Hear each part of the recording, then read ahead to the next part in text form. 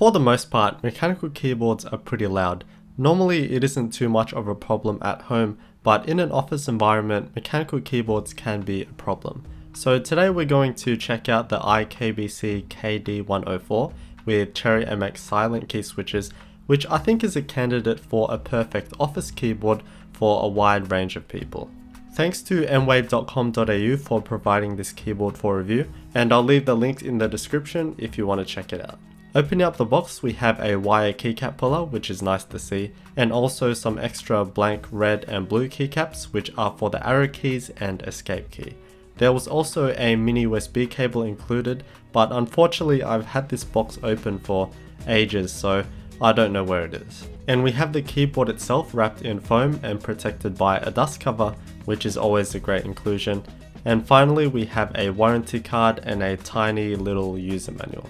Alright, so here's the keyboard itself, and I have to make it clear that I'm specifically talking about the KD104 with these Cherry MX silent red key switches, and that this I feel covers a lot of people and working scenarios. However, people and environments will always differ.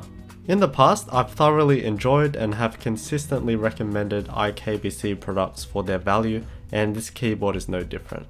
The keyboard keeps with their simple and minimalistic aesthetic. It just looks like a normal keyboard with a rounded rectangular enclosure. I have the white version, however there's also a black version available, and the keycaps are of the same color and have a clean typeface or font on them.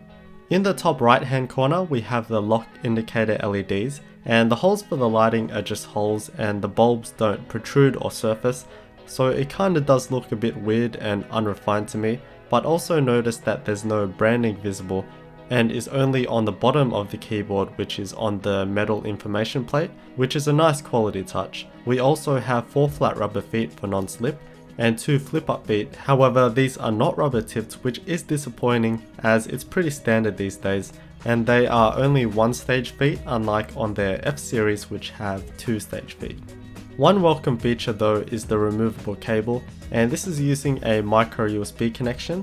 We also have the cable routing channel, so you can go left, right or center. Looking at the side profile, it does have a natural inclination to it, in which can of course be increased with a feet. So it really does look like a keyboard that would fit perfectly into an office environment, and this unassuming look is one of the factors I've considered. Picking up the keyboard, and it feels rigid and sturdy. There's hardly any flex if any, which is helped by the internal steel mounting plate. It also maintains that classic mechanical keyboard heft and weighs at just over 1.2 kilograms. This is a full-size keyboard with 104 keys, as the model name says, and it's featuring a completely standard ANSI layout, so the keycaps are very easily replaceable. This is also available in a 10 keyless version if you don't require the numpad, and that will save you some space. However, the main reason I picked this is because a numpad is necessary for many office environments. The build is what you expect from iKBC. It features a plastic outer enclosure which has a slight texture to it. The plastic feels fine and it's nothing amazing, but it certainly doesn't feel cheap. The keycaps are made from PBT plastic, which is nice and durable and won't shine like ABS plastic keycaps. The legends are laser engraved and are grey, so not double shot like their other models. And taking off the keycaps, these aren't too bad. They're about 1.2mm thick, which is pretty decent at this price point. Alright, so now to the key switches. I have reviewed these before, so if you want an in-depth look at them, you can watch my video. But these are the Cherry MX silent red key switches and are linear switches, meaning that they have no click or tactile bump and are just smooth all the way down. The main key switches that you can buy with pre-made keyboards like browns, blues, blacks, reds, etc. Pretty much no matter what you get, they're going to be quite loud providing that you do bottom out, meaning that you press the key all the way down. However, you can type quieter if you have more control. It's often said that Cherry MX Blues are the loud switches, which is absolutely true, but then something like Cherry MX Browns are quiet. And while they are quieter than Blues, they are still loud, and maybe louder than what people expect. And this is a problem when you use one in the workplace. Someone might buy a Cherry MX Brown keyboard to use at work, but it's still going to be louder than everyone else's membrane keyboards. And here's a quick sound test.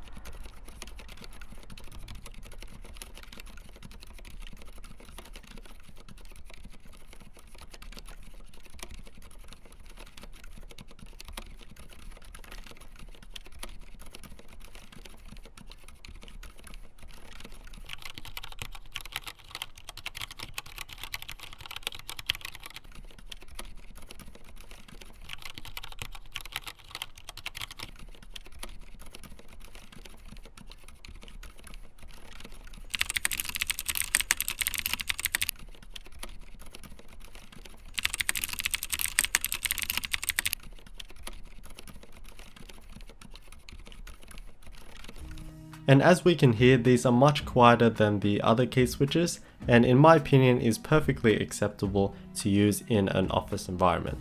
However, there is one issue: the stabilizers. Stabilizers stabilize the longer keys so that only one key switch is used. So we have these wires on each of the longer keys, which include the very frequently used spacebar, enter and shift keys. And the stabilizers on this keyboard are horribly rattly and in turn create sound, making the keyboard unnecessarily louder than it should be. Plus, it also really detracts from the typing experience, making it feel very cheap and low quality, which is contrasting from the rest of the keyboard. To try and fix this, we can take off the keycap and apply lubricant. Dielectric grease and super lube are often recommended for this, although sometimes lube won't do the job well enough, so you can shove something in there to help it, and I'll link a video for this in the description.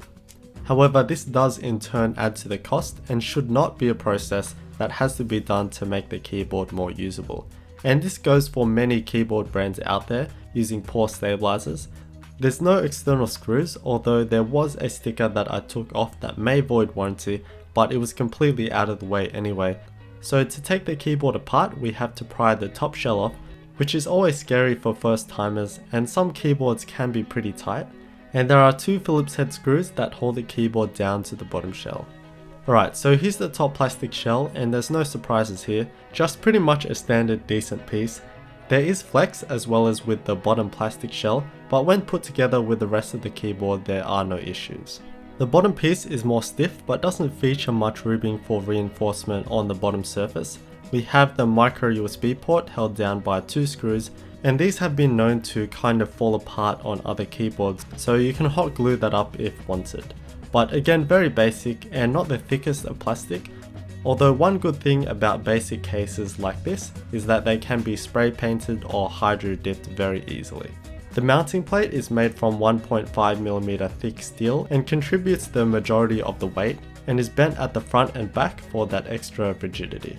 Looking at the PCB, and it's very clean, this perhaps may be the same PCB as the backlit KD104, because at the top right we do have space for those 4 extra keys, but the enclosure doesn't allow it.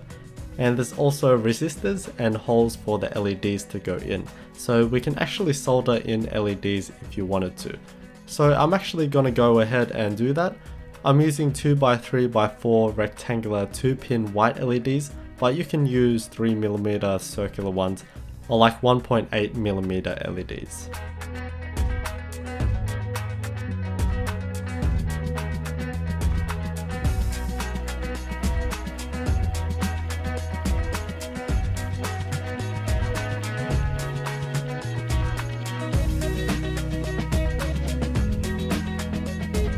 And lastly, the price.